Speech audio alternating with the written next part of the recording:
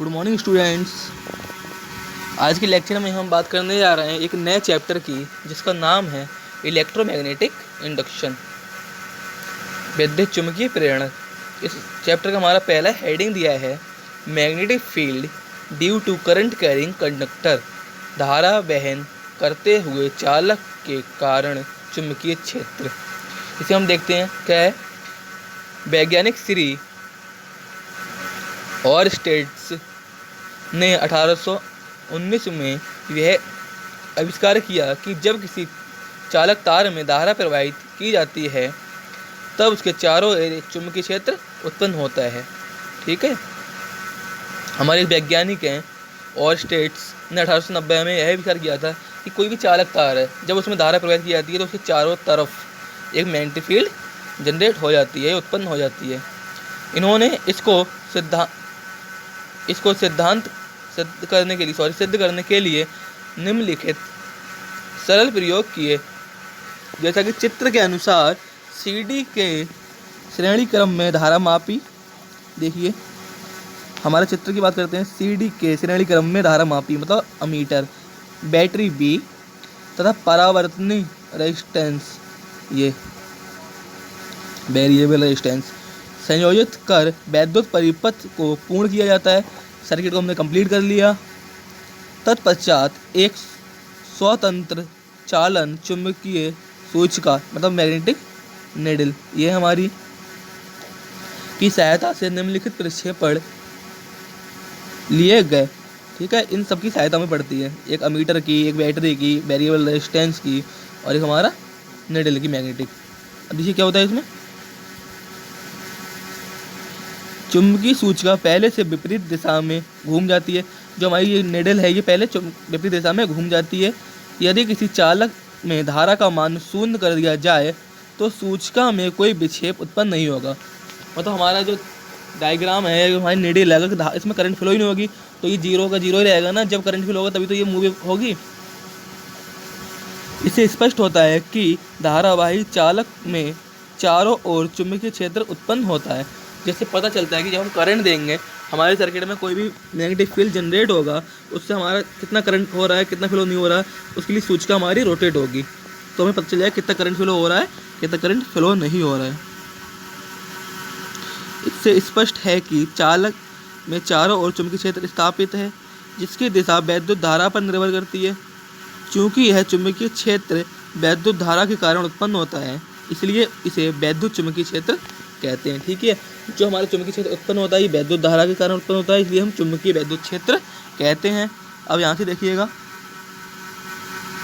चुंबकीय क्षेत्र वैद्युत क्षेत्र धारा के मान पर निर्भर करता है, अर्थात वैद्युत चुंबकीय क्षेत्र ∅ I। अब हमारा नया हेडिंग है दूसरा, चुंबकीय परिपथ। चुंबकीय सर्किट क्या होता है हमारा।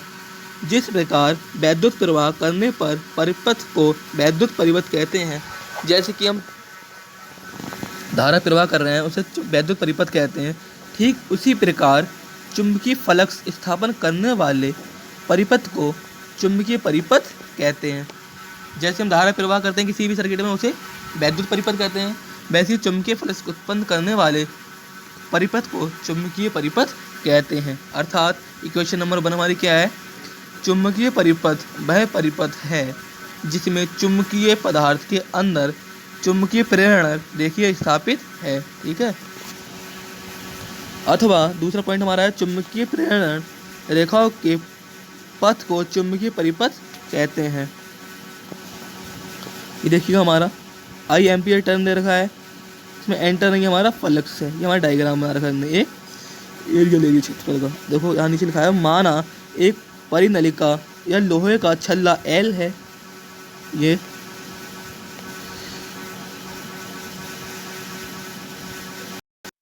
L मीटर का चुंबकीय परिपथ बनाता है।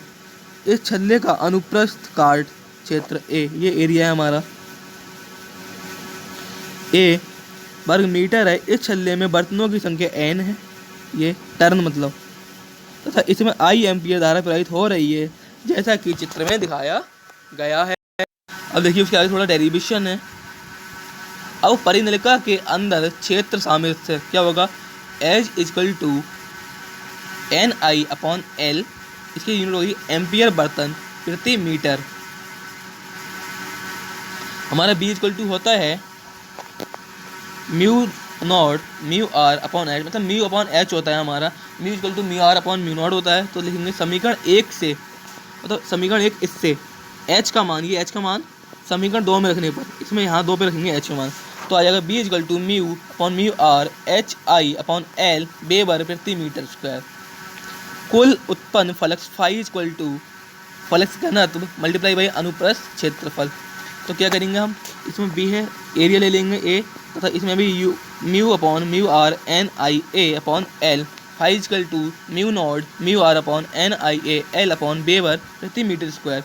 B अपॉन आई हमारा इक्वल होता है फाई के। देखिएगा, उपरोक्त सूत्र में NI चुंबकीय परिपथ में चुंबकत्व उत्पन्न करता है तथा चुंबकीय वाहक बल मैग्नेटोमोटिव फोर्स कहलाता है। इसकी इकाई ये बर्तन AT होती है। सूत्र में L upon mu mu R A प्रति स्तंभ स्पष्ट रेक्टेंगल कहलाता है तथा यह विद्युत पथ में प्रतिरोध के अनुप्रस्थ होता है। एक फॉर्मूला दिया है, फ्लक्स इक्वल टू, फ्लक्स को हम फाई से लिखते हैं, चुंबकीय वाहक बल MMF अपॉन प्रतिष्ठ मतलब रिलक्टेंस, इसकी चुंबकीय परिपथ के ओम सिद्धांत भी कहते हैं, इसी चुंबकीय परिपथ का ओम सिद्धांत भी कहते हैं। आज के लेक्चर में स्टूडेंट हम इतना ही पढ़ेंगे, कल फिर मिलेंगे एक नए टॉपिक के साथ। Thank you.